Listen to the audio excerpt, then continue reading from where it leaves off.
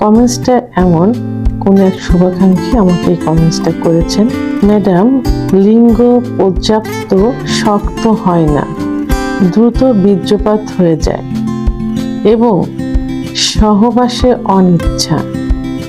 এই রোগের জন্য কতদিন ঔষধ খেতে হবে? আমি সৌদি আরব প্রবাসী অবিবাহিত ছেলে, দয়া করে জানাবেন। দেশের এবং প্রবাসের ভাই বোনদের প্রতি সালাম। আসসালামু আলাইকুম। আমি প্রভাষক ডাক্তার রিক্তা পারভিন, হোমিওপ্যাথি এবং আয়ুর্বেদিক চিকিৎসক।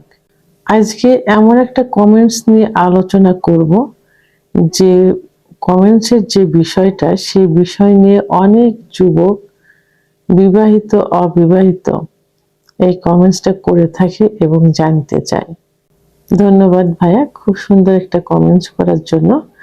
আর কিছু না হোক, অন্তত সচেতন হয়েছেন যে বিয়ের পূর্বে একটা প্রস্তুতির বিষয় আছে, মানসিক শারীরিক একটা প্রস্তুতির বিষয় আছে। সেই বিষয়টা আপনি নিয়েছেন, প্রস্তুতিটা নিচ্ছেন, অর্থাৎ ডাক্তারের শরণাপন্ন হয়েছেন। দেখেন, এই ছেলেটা কিন্তু অবিবাহিত, বয়স কত সেটা অবশ্য লিখিনি, অবিবাহিত, তারপরেও তার লিঙ্গ শক্ত হচ্ছে না, দ্রুত বীর্যপাত হয়ে যায়। তো সে জানতে চাচ্ছে কতদিন চিকিৎসা নিতে হবে। আসলে চিকিৎসার বিষয়টাতে কিন্তু এরকম না। চিকিৎসা আগে ডাক্তারের শরণাপন্ন হতে হবে, ডাক্তার কিছু পরীক্ষা নিরীক্ষা দিবেন, সঠিক রোগ নির্ণয় করবেন, তার উপর ভিত্তি করে চিকিৎসা দিবেন। সেটা পরীক্ষা নিরীক্ষা রিপোর্টের উপর ভিত্তি করে ডাক্তার চিকিৎসা দিবেন। সেটা 1 মাসও হতে পারে, 2 মাসও হতে পারে, 3 মাসও হতে পারে। চিকিৎসার কখনো নির্দিষ্ট সময় হয় না। এখন যে কমেন্টসটা করছেন, এই কমেন্টসটা কিন্তু হুবহু অনেক যুবকই করছেন যে তাদের লিঙ্গ শক্ত হচ্ছে না, দ্রুত বীর্যপাত হয়ে যাচ্ছে।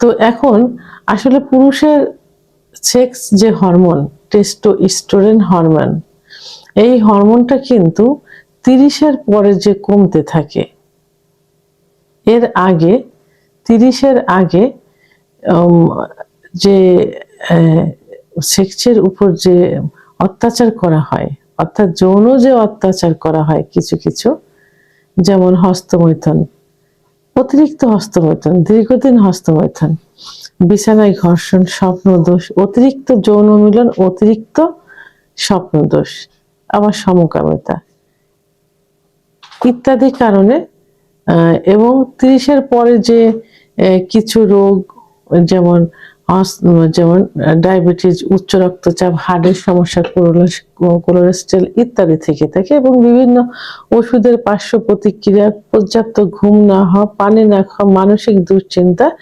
ইত্যাদির কারণে কিন্তু টেস্টোস্টেরন হরমোনটা কমতে থাকে 30-এর পরে গিয়ে। তো এই যে শুভাকাঙ্ক্ষী আমাকে কমেন্টস করছে, ইনি কিন্তু অবিবাহিত। তো এখন ইনি এবং প্রবাসী সৌদি আরবে, তো তাদের উপরে বিভিন্ন অনিয়ম হয়। তার কারণ তারা আত্মীয় স্বজন ও নিজস্ব লোকজন, পরিবার পরিজন, কি এমনকি রেখে তারা দেশের বাইরে যায়, তখন তাদের কাজ থাকে। আর কি তাদের নির্দিষ্ট একটা সময় থাকে, একান্ত একটা সময়, যে সময়টা তাদের একাকিত্ব কাটে, একা থাকতে হয়। সেই সময় তো তাদের বিভিন্নভাবে যৌন কাজে লিপ্ত হয়। কেউ দেখা যায় যে অতিরিক্ত হস্তমৈথুন করে, কেউ হস্তমৈথুন না করে স্বপ্নদোষ হয়, কেউ বাইরে মেয়েদের কাছে যায়। এভাবে তারা বিভিন্নভাবে যৌনতার উপর অত্যাচার করে থাকে। তা অতিরিক্ত হস্তমৈথুন করলে লিঙ্গের যে শিরাগুলো থাকে, লিঙ্গে কিন্তু কোনো হাড় থাকে বা বোন থাকে না, থাকে কি রক্তনালী এবং মাংস।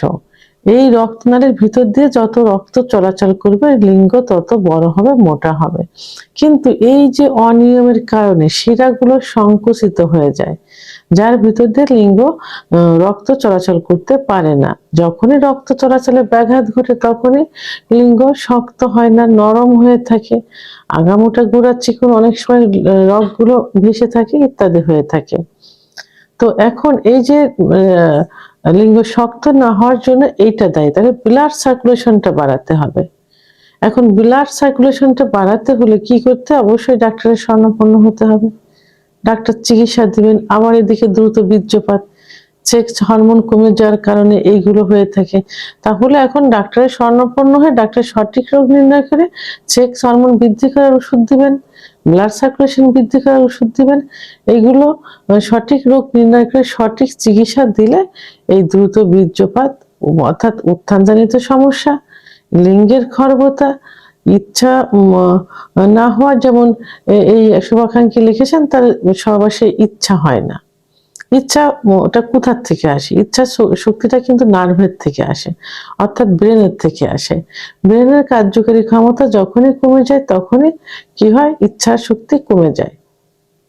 তাহলে এই এই সমস্ত কিছু নির্ণয় করে সঠিকভাবে ওষুধ দিলেই কিন্তু আবার পূর্বের অবস্থায় ফিরে আসবে। তো এই জন্য নির্দিষ্ট করে কখনোই বলা যাবে না যে কতদিন ওষুধ খেতে হবে। এটা রোগের উপর নির্ভর করে, চিকিৎসার উপর নির্ভর করে ওষুধ খেতে হবে। ইনশাল্লাহ ঠিক হয়ে যাবে। ভিডিওটি সম্পর্কে যদি কোনো মতামত থেকে থাকে অবশ্যই কমেন্টসের মাধ্যমে জানাবেন। আর ভিডিওটি ভালো লাগলে লাইক, কমেন্ট, সাবস্ক্রাইব করে আমার সঙ্গে থাকুন। আল্লাহ হাফেজ।